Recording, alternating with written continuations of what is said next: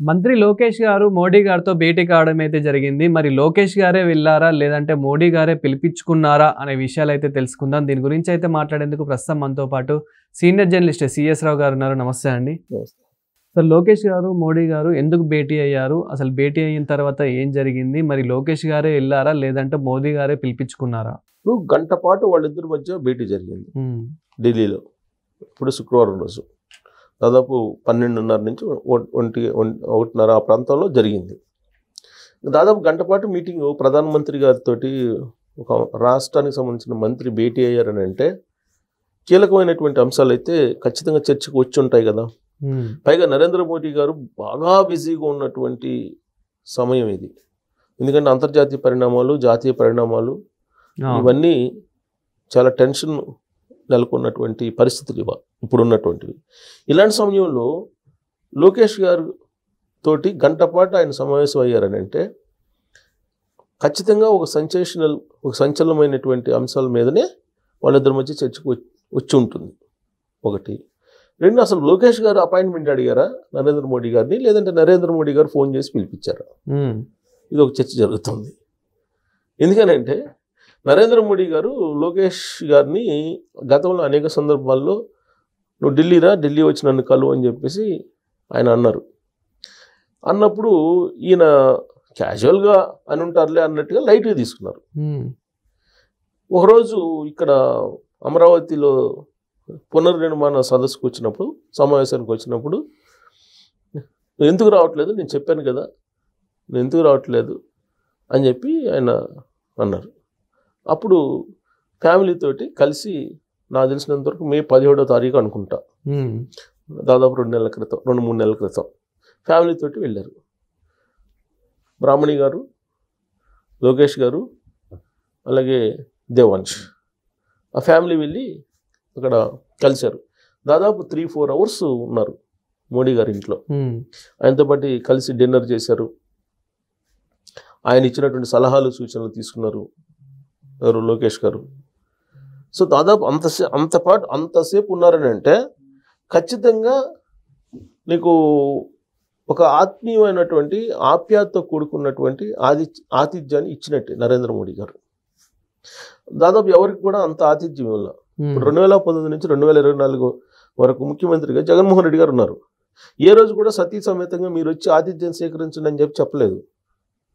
ప్రతిపక్షంలో ఉన్నప్పుడు చెప్పలేదు, అధికారంలో ఉన్నప్పుడు చెప్పలేదు. ఇప్పుడంటే అసలు టోటల్గా దూరం అయిపోయింది, అది వేరే విషయం.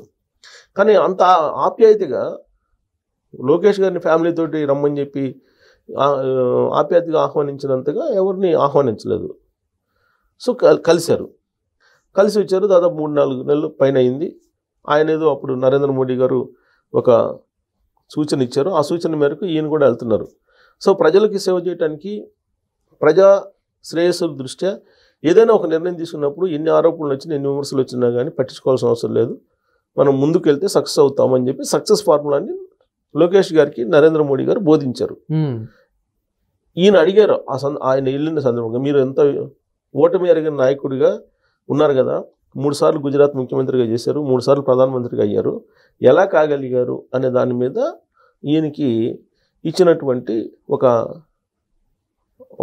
సజెషన్ ఏంటి, ప్రజాసేవ కోసం, ప్రజల సేవ కోసం, శ్రేయస్సు కోసం ఏదైనా ఒక నిర్ణయం తీసుకోవాలనుకున్నప్పుడు తీసుకోవటమే.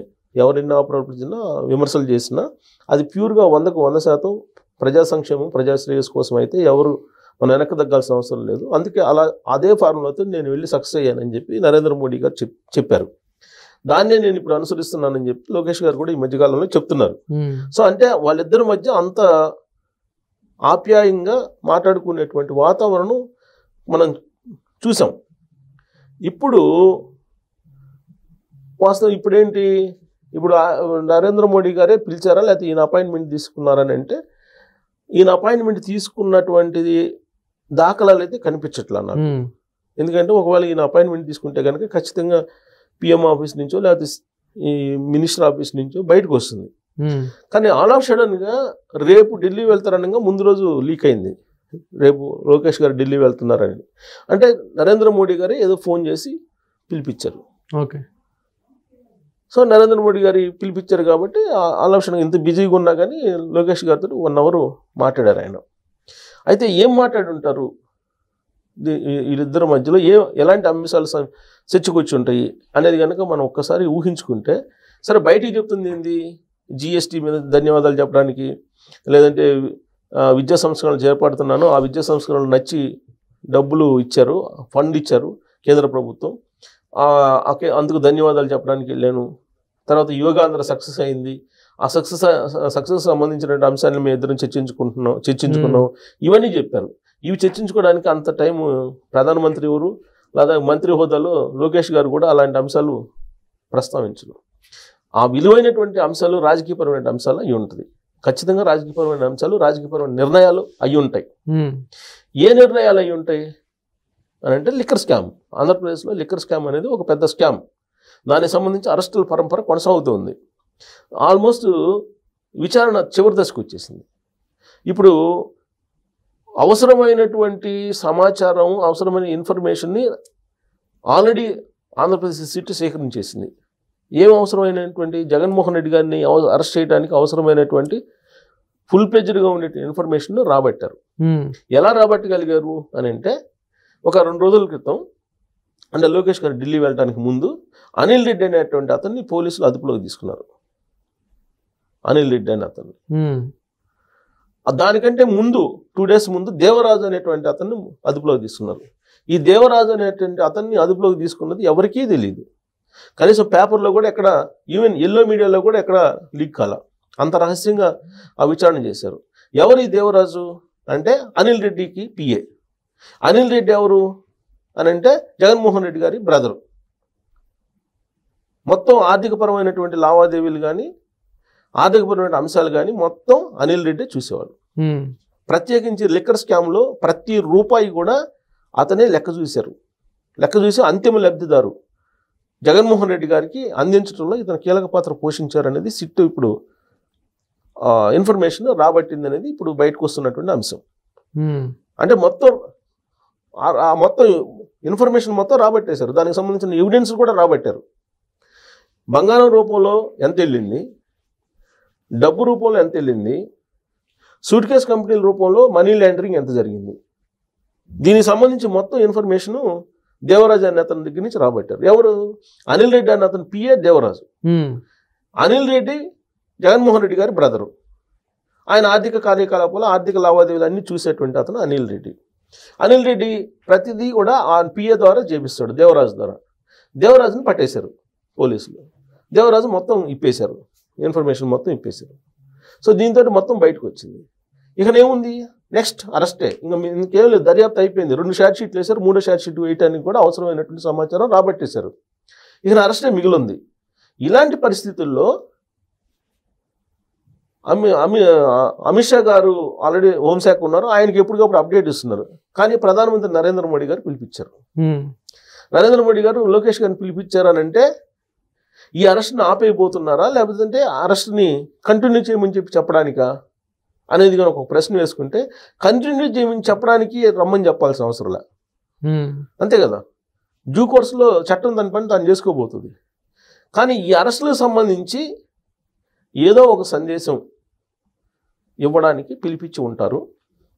సో ఇప్పటి వరకు సిట్ కష్టపడి 15 నెలల నుంచి ఒక వ్యూహాత్మకంగా ఈ విచారణ చేపట్టింది. ఎందుకంటే ఎవరిని తొందరపడి అరెస్ట్ చేయలేదు ఈ కేసులో. ముందు ఆధారాలు సేకరించి తర్వాత అరెస్ట్ చేసి విచారించింది. ఎవరిని ముందు అరెస్ట్ చేసి విచారణ చేయాల ఈ కేసులో. అబ్జర్వ్ చేస్తే వాసుదేవ్ రెడ్డి దగ్గర నుంచి స్టార్ట్ చేస్తే అక్కడి నుంచి స్టార్ట్ అయింది. అక్కడి నుంచి ఎవరిని అరెస్ట్ చేసినా కానీ ముందు సమాచారం సేకరించుకున్న తర్వాత, దానికి ఎవిడెన్స్ని కూడా సేకరించుకున్న తర్వాతనే అరెస్ట్ చేశారు. ఈ కేసులో దర్యాప్తులో ఉన్నటువంటి ఒక ప్రత్యేకమైనటువంటి పరిణామం ఇది. ఇప్పుడు కూడా జగన్మోహన్ రెడ్డి గారిని అరెస్ట్ చేయాలంటే ముందు ఎవిడెన్స్ మొత్తం కలెక్ట్ చేసి పెట్టారు, ఎవిడెన్స్ మొత్తం సేకరించి పెట్టారు. దేవరాజు, అనిల్ రెడ్డి మొత్తం ఇప్పేశారు గుట్టు. దేవరాజు మొత్తం ఇప్పేశారు. ప్రతి పైసా ఎక్కడికి వెళ్ళింది అయింది అనేది మొత్తం ఎవిడెన్స్ తోటి సహా మొత్తం దర్యాప్తులో తేలింది. 3వ షార్ట్ షీట్ కూడా రెడీ అయిపోయింది. ఇప్పుడు ఆల్రెడీ 2వ షార్ట్ షీట్లో దాదాపు 15 చోట్ల జగన్మోహన్ రెడ్డి గారి పేరు ప్రస్తావించారు.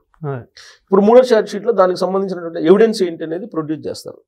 ఇలాంటి కీలక సమయంలో నరేంద్ర మోడీ గారే పిలిపించుకున్నారు లోకేష్ గారిని అని అంటే జగన్మోహన్ రెడ్డి గారిని అరెస్ట్ చేయకుండా ఇంకా కాపాడేటువంటి ప్రయత్నం జరుగుతుందా అనేటువంటి అనుమానం, అలాంటి చర్చ ఇప్పుడు జరుగుతుంది.